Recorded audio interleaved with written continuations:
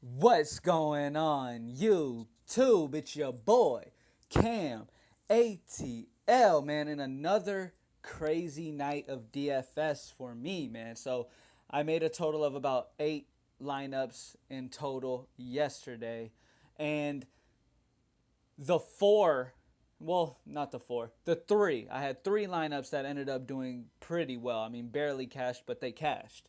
Okay, but those 3 lineups were my bum lineups. The lineups that I put together and I was uncertain about, but I knew could be good. So they were my uncertain lineups, my lineups that I wasn't too confident in, right?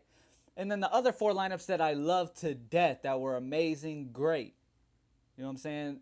I loved them, they ended up being garbage. And it is what it is, man. Hey, DFS is DFS.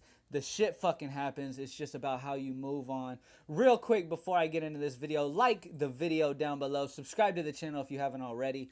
And I just want to give a shout out to my man Von Harris. All right, he used to come into the videos all the time and always just show love all the time, man. Von Harris has been awesome since the moment I began doing this YouTube stuff, man. He has always watched the videos and stuff like that, and he decided about a month ago to start doing his own thing. And I was like, hey man, and I had respect for him from the jump. I was like, look man, anybody who like runs with me and who has been with me like they are, I can have nothing but positive things to hope for the best for you. You know what I'm saying? So major props to Von Harris doing his thing over there, man. I've been seeing his views grow and I'm proud of the dude, man. So shout out to Von Harris. Congratulations, bro. Good job, man. Same thing over here as what he promotes on his side, man, and which is why me and him get along. It's just positivity, man. All the negative shit and all the negative talking that people want to do, it does not matter. It's all positive. It's all love and just success. Like, we're just working towards success. We're playing a game that we love every night, and it is absolutely awesome to make these videos for you guys, and I love it. So I just wanted to say that real quick, man, because I saw that he shouted me out again yesterday. I appreciate the dude, so I just wanted to make sure I shout him out too. And everybody goes and checks out his video. Drop a like for my man Von Harris's video tomorrow. Show him some love. He's doing his thing over there, man. So now, the moment you have all been waiting for. The high five. Now, if you're new to the channel, the high five are 5 players that I expect to do great and to boss up tomorrow, and to pretty much good guys to build your lineup around. Now, with my high five, I do keep salary cap in mind. So none of the 5 people that I put in my high five you will never be unable to put them all 5 into your lineup, because there will be plenty of cap space left for you to throw some value plays in and make a good solid lineup. Okay. So especially for people who are just beginning and just trying to get in the swing of things, plug the high five into your lineup and then go with some value plays, which I cover a bargain bin after the high five, but go with some value plays to put around those guys, and it'll help you start getting understanding of how DFS works and how you need to be looking at matchups and stuff like that. So real quick to start off, man, at the point guard position. Now, Russell Westbrook is going against Philly. It looks like an amazing matchup. Point guards have destroyed Philly this year. Philly has actually been playing decent. I mean, they've been keeping up with teams that you wouldn't expect them to keep up with. But with Russell Westbrook playing the way he did last game, and OKC in general playing like they did last game, I just don't see this game staying close. I expect OKC to come out firing all cylinders for their home crowd in OKC, and for the game to get out of control and become a blowout. And in that case, Russell Westbrook's not going to play as much, okay? Now, I'm not saying Russell Westbrook's going to do bad, but the type of value that you hope for 13,100, I don't know if he's going to be able to hit because of the blowout potential. I believe they're like 13-point favorites last time I checked, okay? I believe they are near 13-point favorites, so that's a big spread, and I can see why at home in OKC. OKC matches up very well with Philly, so it's going to be hard for Philly. It's going to be a very hard game for Philly, especially with them being in OKC. So I'm fading the Russell Westbrook this time. Normally I don't, but in a big slate like this, I don't see the problem with doing it. Now, a player that I absolutely love today, guys, okay? I really love Kyrie Irving. I love Kyrie Irving a lot, man. He is one of my favorite plays of the day. I love the Cleveland Denver game in general because the spread's only 3 points for Cleveland. So this game they're expecting this game to stay close, and if it stays close, it's going to be high scoring. Okay, because Denver's very fast paced, not great defense. Cleveland hasn't been playing the best defense either. And both teams should be a very good game here. I love that game, and I'm definitely loving a stack with the Cleveland Denver game. So I love Kyrie Irving, but a player that I really think is going to be able to exploit a matchup, and he has done very well against them this year, is George Hill at home in Utah against New York. Derrick Rose is the worst, almost one of the worst defenders individually in the league. Okay, matched up with George Hill, the OG. He should do very well here against Derrick Rose, man. In Utah against New York. I don't expect it to be a blowout. I just don't expect it to be a blowout. I believe the point spread is like 5-point favorites for Utah. So this is actually should stay close here. And I love George Hill, and I have got to put him in the high five at only 6,400. He put up 40 plus against this team previously this year. So I absolutely love it. Now, at the small forward position, like I said, guys, I love this Cleveland-Denver game. And LeBron James is one of the top-notch players that I am not going to fade. Going against Denver, they have been good against forwards, but their forwards are banged up right now. There's a good chance that LeBron James will be matched up with Juancho, however you say his name, Hernangomez, the Hernangomez brother. Okay? That is a huge matchup for him to exploit. LeBron James is going to be matched up with Willie Hernangomez's brother. Okay? This is going to be a fantastic matchup for LeBron James, especially if Wilson Chandler and Gallinari end up sitting. I expect Gallinari to sit. Wilson Chandler's still up in the air, so we'll have to see how that goes. But as of right now, with expecting Hernangomez to be the guy guarding LeBron James, I love LeBron James. And honestly, even if Wilson Chandler ends up playing, I love LeBron James just as much, honestly. I'm not going to steer away from it. This game should be a very good game, high-scoring game. I love LeBron James here at 11,100 over Russell Westbrook for the 13,000, just because of game flow, all right? Now, at the center position, I always got to put a big guy in here, guys. And it's a big guy that I always am promoting. I'm always promoting the guy. I put him in the high five the other day, and there was a question mark on whether he would play. So I decided to change that before the game started because I was worried about it. Last minute, he ended up playing, and what did he do? He went absolutely nuts once again like he always does. Vucevic is very consistent. At home in Orlando against a Charlotte team that has been struggling against big men this year. They struggle down low rebounding.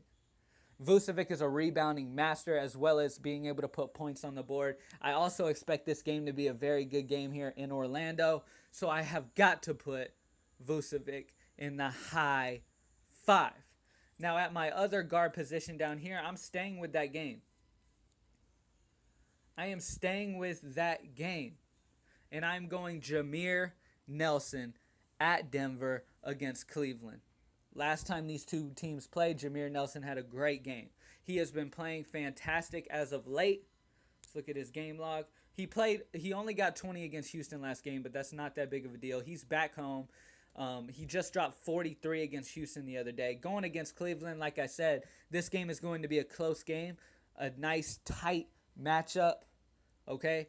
Going against Cleveland, you want to exploit their point guard position. Okay? So Jameer Nelson going against Kyrie Irving, that is good because Kyrie Irving is in the bottom of the league individually, defensively as well. So I love Jameer Nelson as well, and he has got to be in the high five. Now, last but not least, at my shooting guard position, Jimmy Butler and Rajon Rondo are players I will not be playing because each of them played over 40 minutes last night. Okay, and they're on a back-to-back today. So I'm worried about that, so I will not be playing those two guys. My love for this Cleveland-Denver game is real, guys. Gary Harris, another position that Cleveland just can't guard. They struggle against the guards. So why not take advantage of that in a game that's going to be high-scoring and close? The points have to come from somewhere. Gary Harris just dropped a 40-plus fantasy game last game. He's at home in Denver in a good game. I'm going to pair him up with Jameer Nelson here. And I absolutely love the potential with this high five. Here it is. George Hill, Gary Harris, LeBron James, Vucevic, and Jameer Nelson are great 5 guys to start your lineup around, and then plug in some bargain bin value plays and see how it goes from there, man, and hope for the best. So good luck, everybody. That is the high five. I absolutely love it, man. I love the Cleveland-Denver game. Do not forget that. Now, on to the bargain bin, man. Our bargain bin hit big yesterday.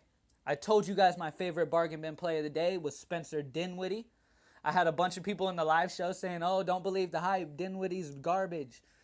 Look, when a player is that cheap and is announced in the starting lineup and you know he has the potential, he has before hit a good amount of points, when he plays a good amount of minutes, you have to take the leap. All right? You just got to do it. You have to do it, guys. Okay? With these bargaining bin guys that I tell you, they're guys 4,000, right around the 4,000 area and below, that you can plug in with some stars and the high five players and stuff like that and get a nice, balanced, high upside lineup going. Okay? So let's get straight into it. Let's try to hit big with the bargain bin once again.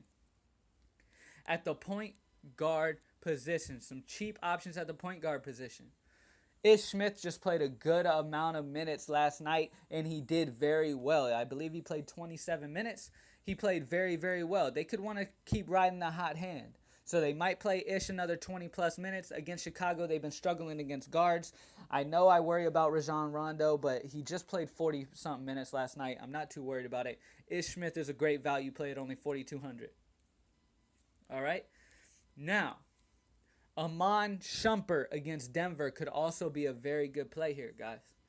At only 3,600, he has that potential to get you 25. At only 3,600, he can get you that 25 mark against a Denver team that is horrible against guards. They're last in the league, guys. They are last in the league at it, so take advantage. Other than that, there's not very many spots. You really want to pay up for point guard tomorrow, and you don't want to have to stoop too fucking low, all right? Now, at the shooting guard position, Temple has been playing great. He's a very solid option. I do not like the Cabaret guy. He'll be matched up with Victor Oladipo. That's just not a matchup I feel like exploiting. I'm not too big on Stauskas either.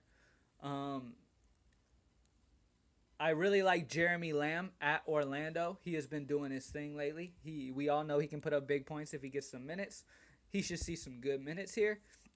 And last but not least, Rodney Hood. Rodney Hood just came back from a 2-game absence, so he's coming back from an injury. Now, if they come out and say that he's going to be able to play good minutes, then cool, run him up and play him with confidence if he's going to play good minutes. With it coming down to the end of the year, who knows? Not totally sure on that, but hey, keep an eye on it. Pay attention. If they say Rodney Hood's going to play good minutes, you got to start him at 4,300 against New York, who struggles against the position. All right, J.R. Smith is a fantastic option at Denver. Like I said, they're bottom in the league against guards. He has major upside in this game here. I love J.R. Smith, guys. There's another guy. And I want to touch on a few more.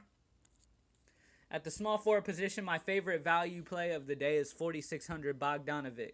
Now, I've used him before, and he went off for 40-something points. Let's hope for that again. Atlanta is very bad on the perimeter. Bogdanovic is a very good three-point shooter.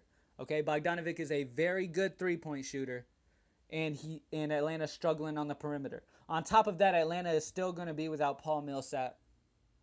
Okay, which means Washington could pull away with this game at home in Washington, which means more minutes for Bogdanovic.